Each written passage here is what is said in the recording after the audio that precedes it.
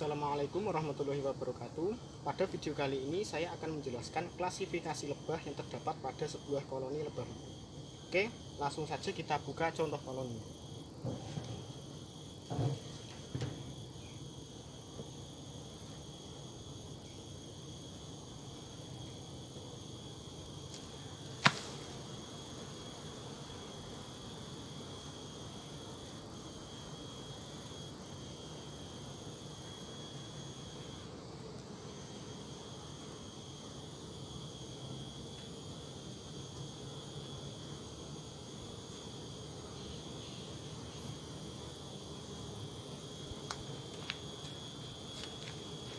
Oke, saya dekatkan dulu kameranya.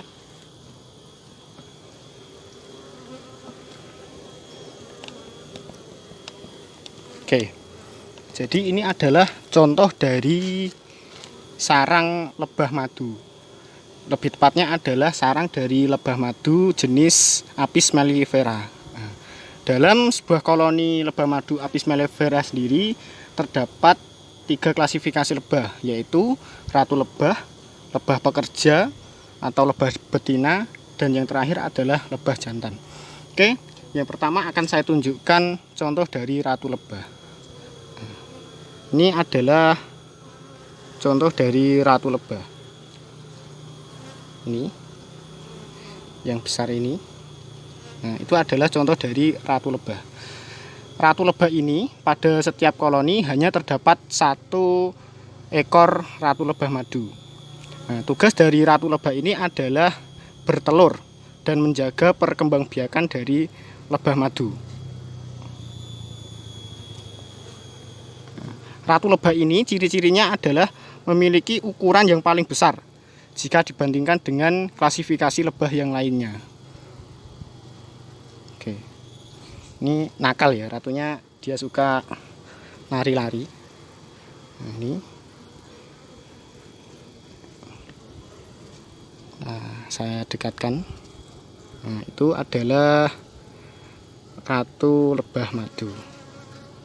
Jadi ukurannya panjang dan besar jika dibandingkan dengan jenis lebah yang lain. Oke, yang kedua adalah lebah pekerja. Nah, lebah pekerja ini adalah yang jumlahnya paling banyak.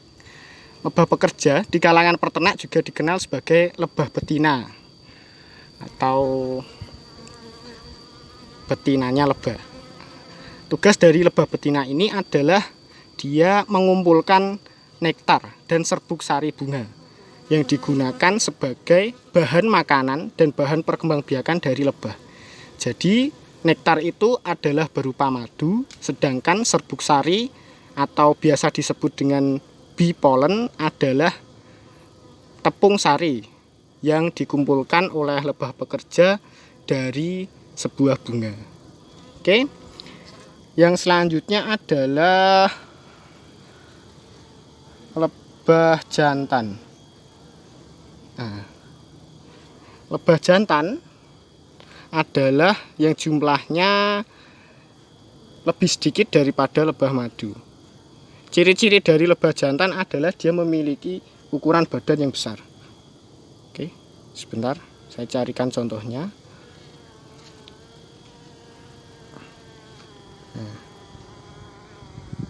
Nah, ini adalah contoh lebah jantan. Nah, lebah jantan ini dianggap sebagai beban dalam sebuah koloni lebah madu, karena tugas dari lebah jantan ini adalah hanya untuk terbang dan mengawini ratu lebah saja. Jadi setelah dia mengawini ratu lebah, lebah jantan kebiasaannya hanya makan saja. Nah, lebah jantan ini ukurannya lebih besar jika dibandingkan dengan lebah pekerja, tetapi lebih kecil jika dibandingkan dengan ratu lebah. Nah, untuk lebah jantan ini dia tidak memiliki sengat, sehingga tidak apa-apa kalau ditangkap. Oke. Nah, ini adalah lebah jantan. Nah, ciri-cirinya lebah jantan dia tidak memiliki sengatan di bagian ekornya. Nah, jadi meskipun saya pegang tidak apa-apa kalau lebah jantan. Lebah jantan ini dia memiliki hama atau penyakit ya.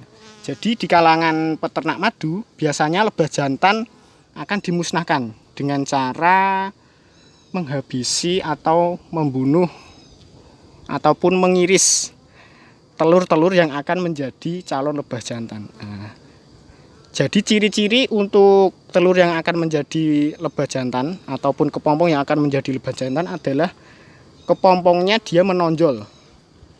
Nah, ini adalah contoh dari kepompong lebah jantan.